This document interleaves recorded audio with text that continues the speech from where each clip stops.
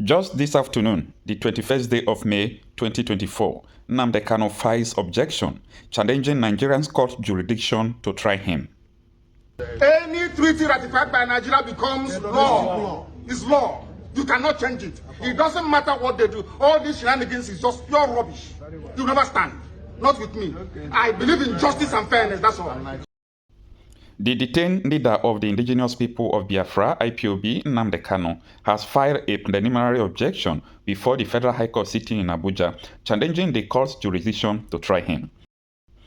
Kanu, in the notice of preliminary objection to jurisdiction of the court filed on Monday through his legal team led by his special counsel, Barrister Aloy Ejimakor, told the court that it has no jurisdiction to try him, stressing that charges filed against him before the court by the Nigerian government are unconstitutional.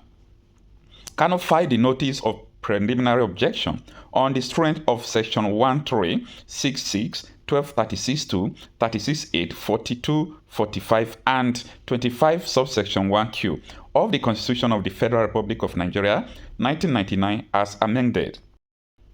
He said that the court has no jurisdiction to try him on counts 1, 2, 3, 5, and 8 on the points and authorities to the extent that the provisions of the Terrorism Prevention and Amendment Act 2013, TPPA, enable the Nigerian government to determine questions arising in the administration of TPAA, which led to the ex parte order of proscribing of IPOB and its declaration as a terrorist group, and the gazetting of such order without giving the applicant an opportunity to make representations to the authorities, is void for being inconsistent with the provision of Section 36(2) of the Constitution of the Federal Republic of Nigeria, 1999, as amended.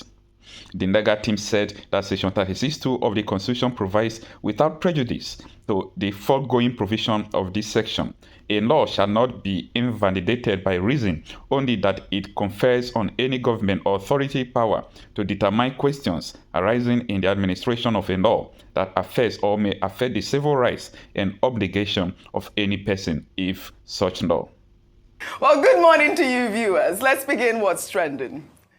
The leader of the indigenous peoples of Biafra, Nnamdi Kanu, caused a frenzy at the Federal High Court in Abuja on Monday after his bail request was denied. Kanu has been in detention over alleged treasonable felony while reacting to the ruling. Kanu, who was visibly angry, accused the federal government of violating the Constitution and other international treaties following his forceful rendition to Nigeria. He also called the prosecution counsel, Boyega Awomolo, a terrorist for conducting a trial in violation of the international treaty. Let's take a look. Anybody standing in trial or coming to try me is a terrorist. That's what their law says. Section what? As simple as that. Section 2, subsection 3F of Terrorism Prevention and Prohibition Act. That's what it says. Any court considered to try me is committing an act of terrorism. Yes. It's very clear. You cannot violate a treaty that Nigeria entered into and then come to try that very person. Is not done anywhere in the world. So you must be aware of that. So that is why there is all these ridiculous delays. That is what Supreme Court said. I did not jump bail. My home was invaded. They came to kill me and I survived. They came to Kenya to kidnap me, brought me back to this country and seeking to try me, which the law says cannot happen. You cannot violate a treaty that Nigeria entered into and then hope to stand on that illegality to conduct a trial. Is not done anywhere in the world. And happened in my case. Nobody has, there's no exception. No exception whatsoever. That's what the law says. Section 12 of the Constitution, what does it say? Any treaty ratified by Nigeria becomes law. It's law. You cannot change it. It doesn't matter what they do. All these shenanigans is just pure rubbish. You never stand. All right, Rufai, Ayo, Dr. Abati, I would have, presented that part of the Constitution for him to analyze at this point. But, it's been all over social media that Nnamdi Kanu has now called a federal government a lawyer a terrorist. Let me just take some tweets. Let me take this one particular tweet. This person wrote, "Everyone might not have agreed with Kanu, but it is very obvious that the federal government is only trying to incarcerate him unlawfully for asking for a legitimate right to self-determination after filing some fictitious charges like terrorism, etc. against him. The court acquitted and discharged him of all charges. Now, instead of obeying the court order, Buhari keeps him unlawfully for the next administration of President Bola Ahmed Tinubu to continue illegally detaining him since his arrest and unlawful detention. They don't even grant him access to change of clothes. This is pure injustice. They don't want to release him, nor do they wish to grant him bail. And tomorrow they'll tell us there's a rule of law in Nigeria. Injustice for one is injustice for all. I mean, I believe that we have actually dealt with the conversation about his change of clothes and even his health. I believe that they asked the DSS to make sure that, he's allowed change of clothes, he's allowed to his attorneys, he's allowed to, medical attention and all of that. But I don't know what your thoughts are, Rufai, on, his accusations here. I mean, this is not the first time we've heard Kanu speak. I believe just in recent times he's spoken about twice now. But, I think that it is also good to hear from him. I mean, even hearing that he's talking about the fact that they tried to kill him and that he didn't jump bail. Okay, so there are many parts to this Kanu matter. We all remember what happened, the episode, how he left the country. I said his home was invaded and he left the country, was out. He kept on, making statements, and all of a sudden, we all see how he was bundled back in the Buhari style from Kenya. And for watchers of history, we all remember that this is not the first time Buhari is going to do such a thing, and it doesn't make it right. He did that also in the 80s. We remember when somebody was almost put in a crate back to this country before that was scuttled. It's finally back here. He's gone through the legal process. There's been a ruling as regards that. Then the federal government goes back again to court to say, he can do this, he can do that, he can jump bail. So the trial is still going on. For me, the federal government has a way of handling issues of dissent, which is two things. The incumbent president will say, it's not my problem, let me kick the can down the road to the next president. It was done. I think if you remember the case of Asari Dokuba and all of that. But some have the willingness to say, okay, let me even listen to the other part and make peace reign. I'm probably sure President Buhari looked and said, okay, we'll kick it down the road. But you see, the question I want to ask this morning is, any Nigerian truly should come out to tell me that there's been no representative of any ethnic group that has asked to leave this union. Among the three major ethnic groups, they've all asked to leave this union at one point or the other. Now everyone has a right to self-determination. With extension to the Ijaws. We remember Isaac Adakaboro in the 60s. Because of unfairness. We remember Sunday Igboho recently. We remember how some of this military top brass were screaming at Rabat after that interregnum when Agu Ironsi was killed. That long weekend when Nigeria had no leader before Yakubu Gowon took over. So all of us had screamed that we are not happy about the way this unit called Nigeria is favoring us. But the question is, should we throw the baby away with the bathwater as regards our screams? No. And that's why I've always said, President Tinubu will have to look for a solution to the Nnamdi Kanu debacle. He still has another 3-4 years. I know he doesn't want to deal with it now. It's not a thing he can kick down the road, like Buhari did. Also, we need to be able to get trade-offs. We want a strong, united nation, yes, as Nigerians, but also we want a nation that listens to other parts. We can talk legalese from today to tomorrow. It's not going to solve the problem. It's a political solution that will solve the problem. Right. The last time we were close to a political solution, Igbo elders went to Buhari. He said he had heard, he didn't do anything about it. At this point in time, there needs to be a solution. Yeah. Once and for all.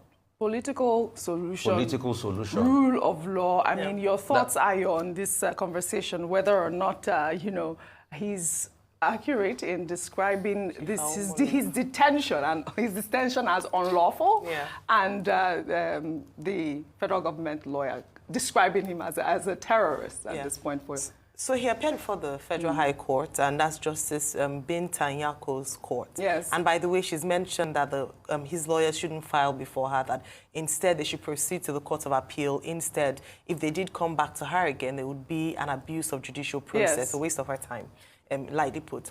Now, I think it's a stretch of the word terrorism to accuse Chief Awomolo, who is on the government side in terms of the prosecutor, as a terrorist for not adhering to treaties signed by Nigeria. But I can also understand, because this case is now seeming to be like, it is appearing to be as if on the federal government side, they are not adhering to the rule of law, and that is his agitation. Yes. And this is what would also be provocative, whether you like it or not. Earlier on today, we're talking about how no matter how people have their people who are loyal to them, no matter, I mean, whichever way you view them, and this is unnecessarily inciting people to him beginning to get sympathizers.